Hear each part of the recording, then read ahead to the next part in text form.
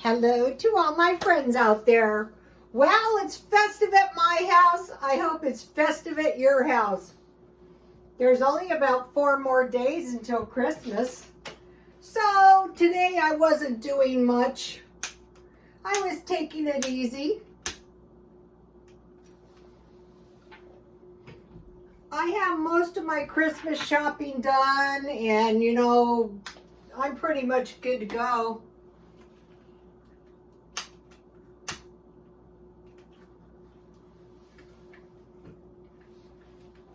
I bought this cute decorative angel today. I thought this was really cute, and I got it for about $3. I go, I will take it. I was in the thrift store shopping around. Well, it was by the Dollar Tree I wanted to go to, so. Okay. This video is 3 things to remember about stockpiling. So, we'll have a little black tea.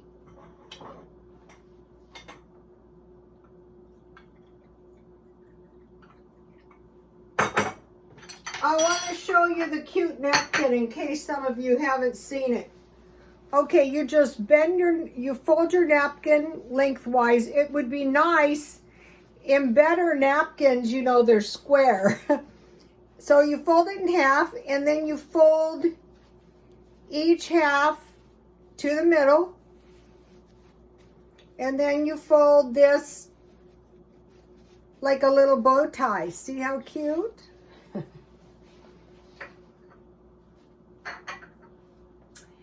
Okay, so I have something nice to go in my tea. The sugar goes in first so you don't cool your tea.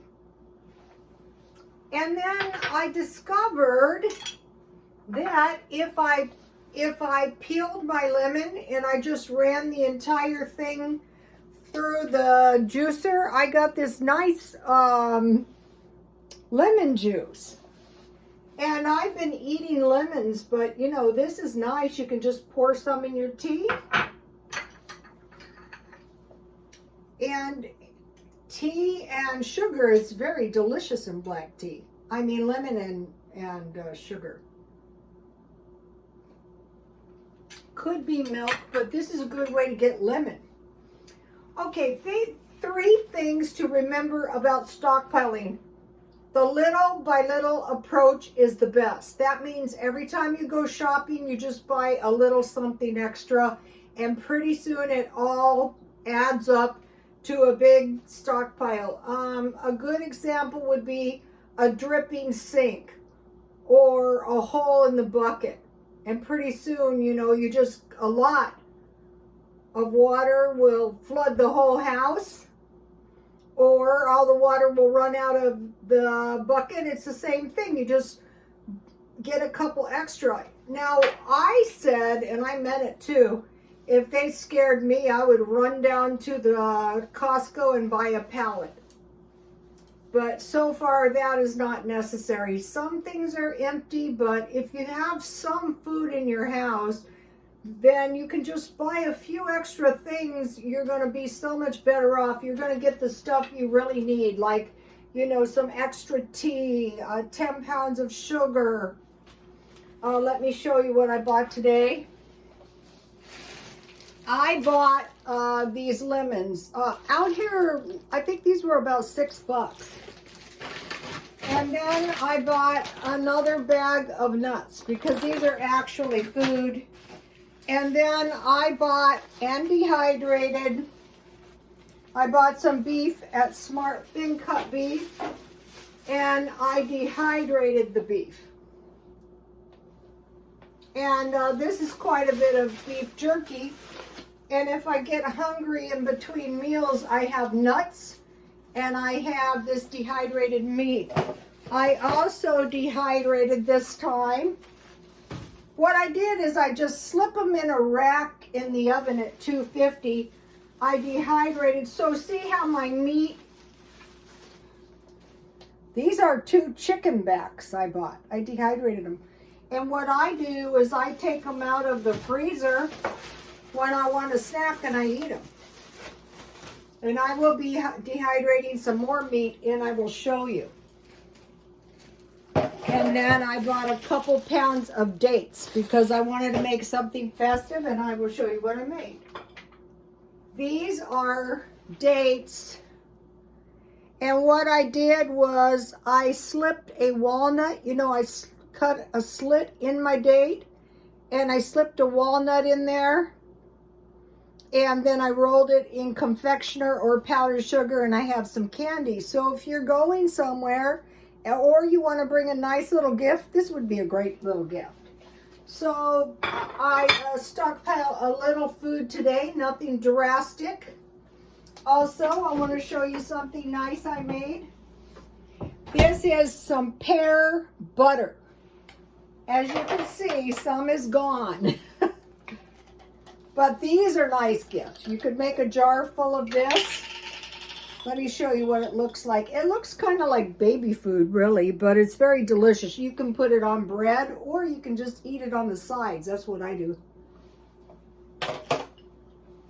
That tastes so good. So this is why you want to stockpile fruit. I don't eat that much fruit, but if any hard times hit, I will.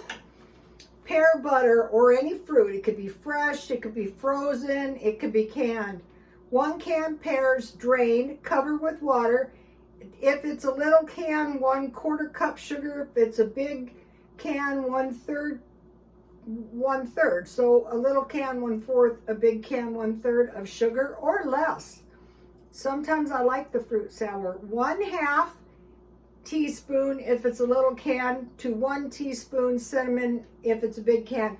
I like nutmeg, but I couldn't find mine.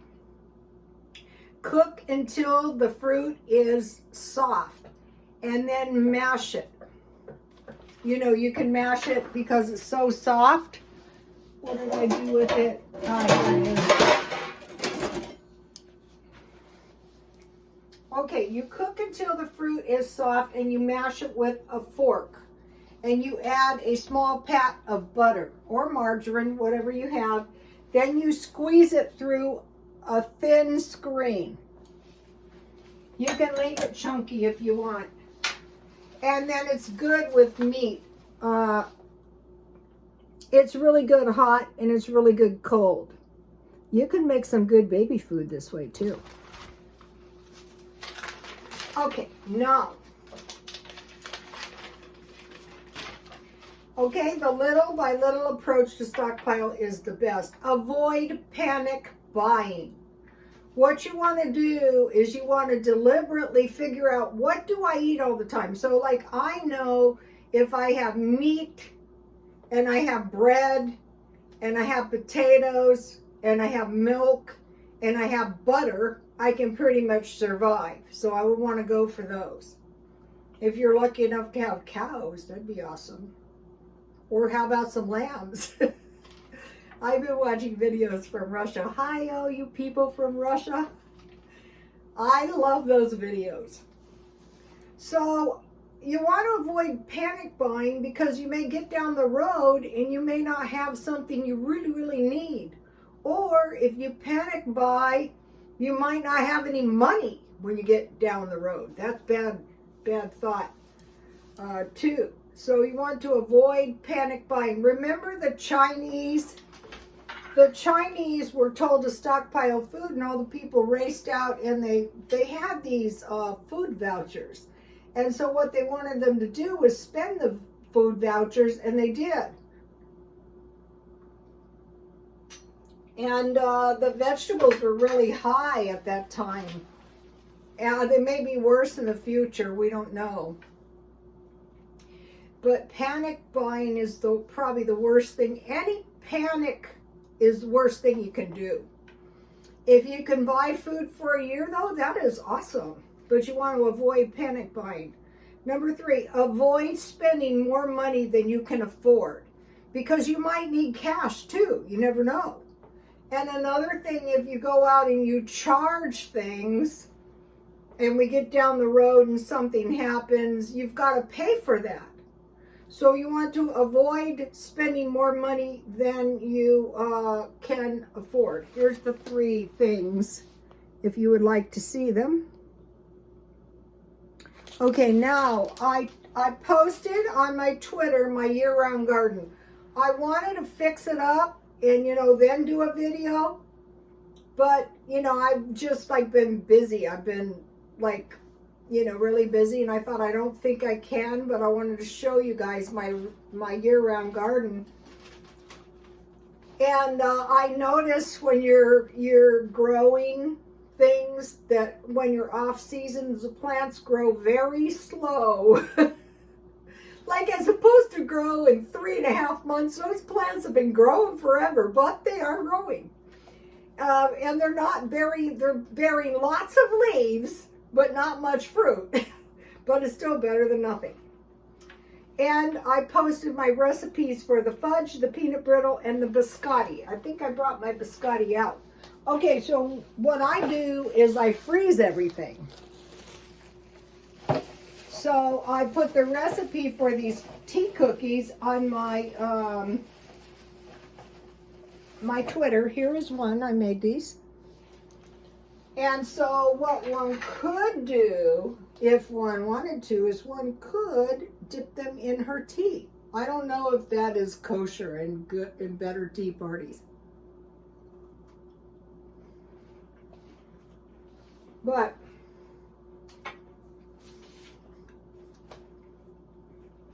I think it's safe to assume that people are doing it when no one's looking. Okay. Now, I'll show you the watches I got today. This is the one and only thing. This is a purse some lady made. It's really cute.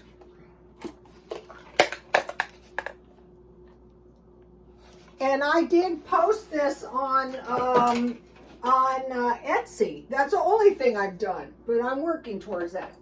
So I bought today, and so what I do is when I find these, I buy them because eventually I will sell them.